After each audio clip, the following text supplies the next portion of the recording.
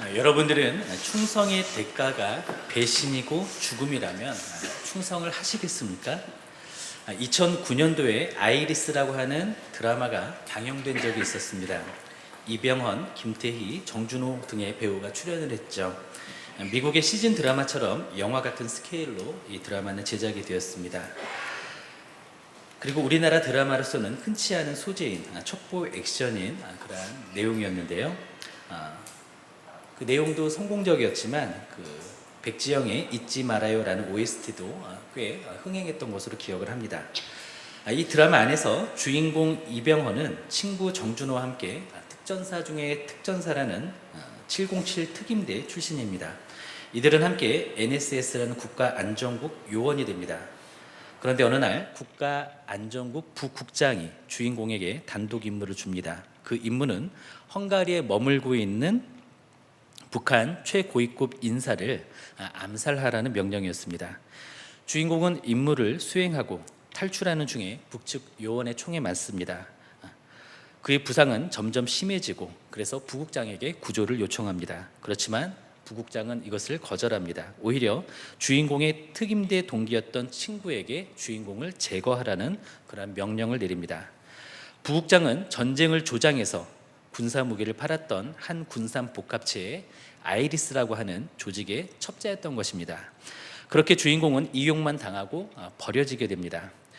이런 스토리는 드라마라서 흥미있게 즐길 수는 있지만 이것은 예수 그리스도 밖에 있는 인간의 실상입니다. 그리스도 안에 있지 않은 모든 사람들은 사단의 종, 죄의 종으로 부림을 받습니다. 그렇게 부림을 당하고 철저하게 이용당한 다음에 그 결과는 무엇일까요? 버려지는 것입니다. 제거 대상이 되고 폐기 처분이 됩니다. 이것이 불신자의 최후인 것입니다. 오늘 본문 말씀은 우리가 죄의 부림을 받다가 해방되어서 하나님의 종이 되어 거룩하게 되었다라고 말씀합니다. 뿐만 아니라 하나님의 선물로 예수님 안에서 영원한 생명을 누리게 될 것이라고 말씀하십니다. 오늘 본문을 통해서 우리에게 주시는 하나님의 음성을 듣기를 원합니다. 첫째로 충만하고 조준하시기 바랍니다. 지난주에는 사단의 종이든지 하나님의 종이든지 우리는 그 둘 중 하나일 수밖에 없다는 말씀을 전했었습니다. 그리고 하나님의 종이 되는 것은 본래 인간이 창조된 그 목적에 맞게 제자리로 돌아가는 것이라고 말씀드렸습니다. 그리고 그것은 인간이 경험할 수 있는 자유 중에 최고의 자유가 되는 것입니다. 오늘 본문은 우리가 죄에서 해방되고 하나님께 종이 되어 거룩함에 이르는 열매를 맺었다라고 말씀하고 있습니다. 우리 6장 22절 말씀을 함께 읽겠습니다. 그러나 이제는 너희가 죄로부터 해방되고 하나님께 종이 되어 거룩함에 이르는 열매를 맺었으니 그 마지막은 영생이라. 아멘. 여기서 거룩함에 이르는 열매를 맺었다라고 말씀하시죠. 이것은 주님을 닮아가는 것, 거룩하게 되어가는 것, 즉 성화를 의미합니다. 그리고 성화의 최후 결과는 영원한 생명, 바로 영생이죠. 성화는 그리스도의 형상으로 변해가는 과정이며 영생으로 마무리가 되는 것입니다. 그런데 죄에서 해방된 사람들은 죄에서 해방된 이후에 끊임없이 죄의 유혹과 회유를 경험하게 됩니다. 마치 교도소에서 막 출소해서 자유를 얻은 사람이 그 유혹을 못 이기고 자신을 수감시켰던 동일한 죄에 다시 빠지는 것처럼, 그래서 죄의 올무에 빠지는 것처럼 그러한 유혹과 또 그러한 실패를 경험하고는 합니다. 그 결과는 무엇이죠? 다시 감방에 갇혀서 자유를 박탈당하는 것이죠. 우리도 죄에서 해방 이후에도 이러한 회유와 유혹에 시달립니다. 게다가 죄가 워낙 우리에게 익숙했던 탓에 유혹이 오면 쉽게 마음이 동하고 몸이 반응을 하는 것이죠. 그러나 우리는 절대로 과거의 모습으로 돌아가서는 안 됩니다. 우리 갈라디아서 5장 1절 말씀을 한번 찾아보겠습니다. 신약성경 308페이지입니다. 로마서 뒤에, 고린도 전후서 뒤에 있습니다.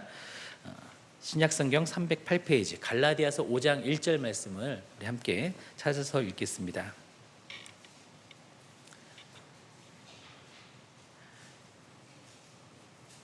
같이 읽습니다. 그리스도께서 우리를 자유롭게 하시고 자유를 주셨으니 그러므로 굳건하게 서서 다시는 종의 멍에를 매지 말라. 죄에서 우리를 해방하시고 우리에게 자유를 주셨습니다. 그러므로 우리는 굳게 서서 다시는 종의 멍에를 매어서는 안 되는 것이죠.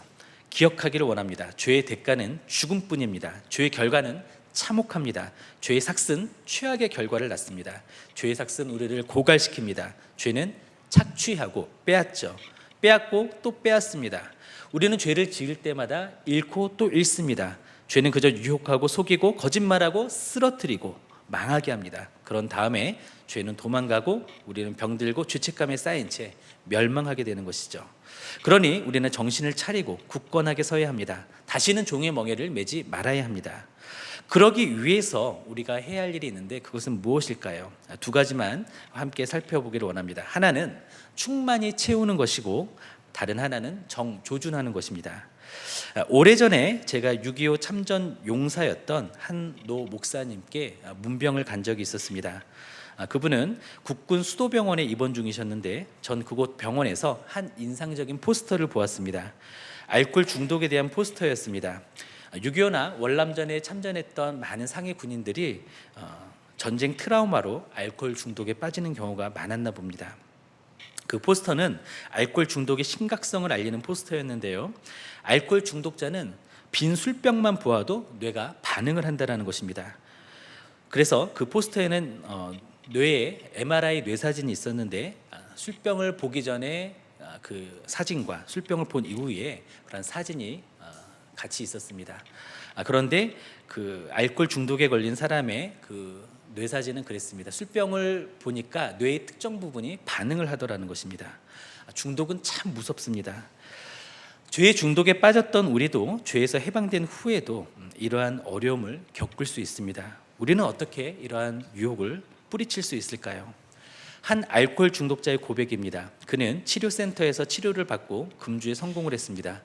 그런데 치료센터에서 나와 보니까 편의점이 눈앞에 보였습니다. 그리고 편의점을 보자마자 술을 사고 싶어하는 충동이 일어났습니다. 그래서 그는 재빠르게 편의점에 들어가기는 했습니다. 그런데 술병을 들지 않고 우유병을 사서 토할 정도로 마셨습니다. 누군가 손가락으로 배를 찌르면 다 뱉어낼 정도로 그렇게 꾹꾹 채워서 마셨습니다. 그렇게 되니까 술 생각이 나지 않더라는 것입니다. 그렇습니다. 우리가 죄에서 해방되었다면 그 안에 새로운 것으로 충만하게 채워야 합니다. 해방 이후에 가만히 있으면 안 됩니다. 우리에게 반드시 필요한 것은 성령 충만입니다. 성령 충만을 위해 말씀과 기도에 날마다 힘써야 합니다. 그리고 굳건히 서고 종이의 멍에를 매지 않기 위해서는 우리는 정조준을 해야 합니다. 청년부는 지난주에 부산에서 열리는 코스타 연합 수련회에 참석을 했습니다. 그곳에서 많은 은혜를 받았는데요. 각자에게 주시는 메시지가 있었습니다. 그곳에서 강력한 말씀과 은혜로운 간증과 또 열정적인 찬양과 또 뜨거운 기도가 있었고 알찬 강의들도 있었습니다. 첫째 날에는 2002년 월드컵의 축구 스타이자 현재 축구 해설가로 활동하고 있는 이영표 선수의 간증도 있었습니다.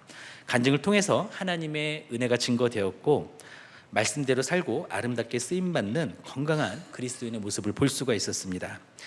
이영표 선수의 간증 중에 죄에 대한 중요한 메시지를 들을 수가 있었는데요. 죄의 원어가 무엇인지 아시죠? 바로 하마르티아입니다. 이것은 관역에서 이탈하다라는 뜻을 가지고 있습니다.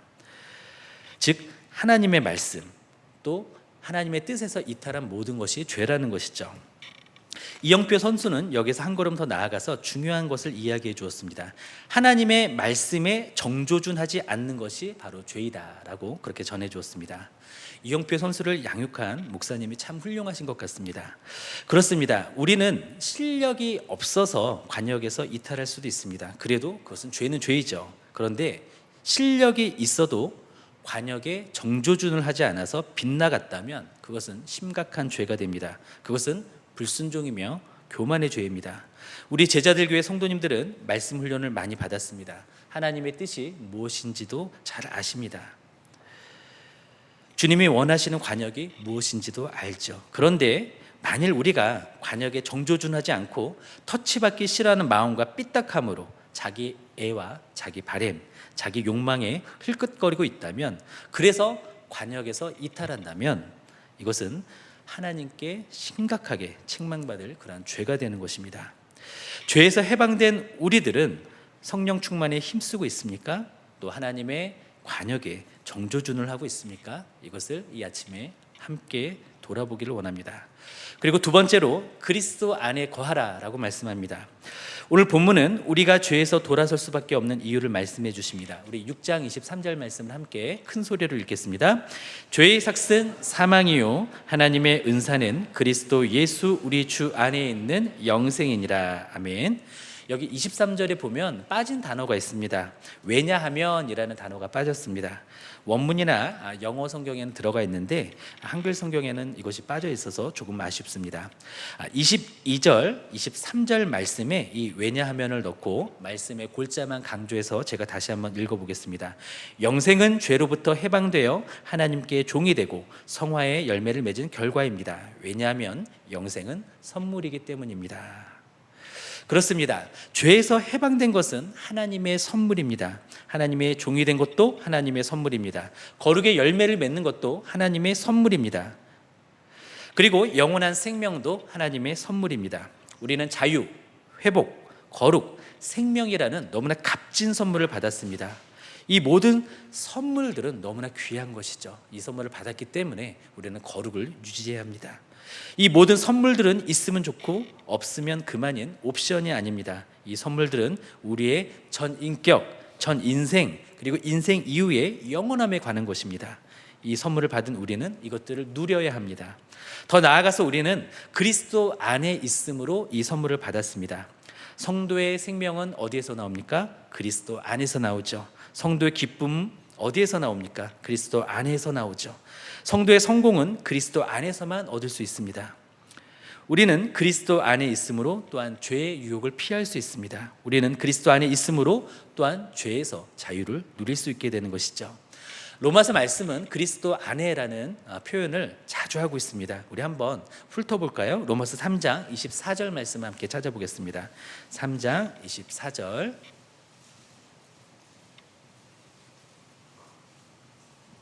같이 읽겠습니다. 그리스도 예수 안에 있는 속량으로 말미암아 하나님의 은혜로 값없이 의롭다 하심을 얻은 자 되었느니라. 아멘. 6장 11절입니다. 6장 11절. 이와 같이 너희도 너희 자신을 죄에 대하여는 죽은 자요 그리스도 예수 안에서 하나님께 대하여는 살아있는 자로 여길지어다. 6장 23절입니다.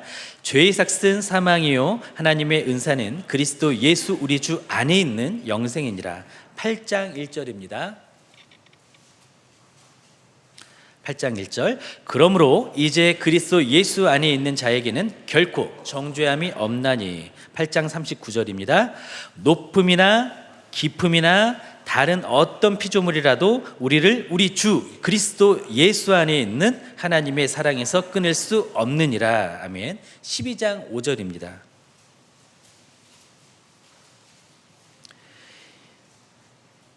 5절. 이와 같이 우리 많은 사람이 그리스도 안에서 한 몸이 되어 서로 지체가 되었느니라. 아멘.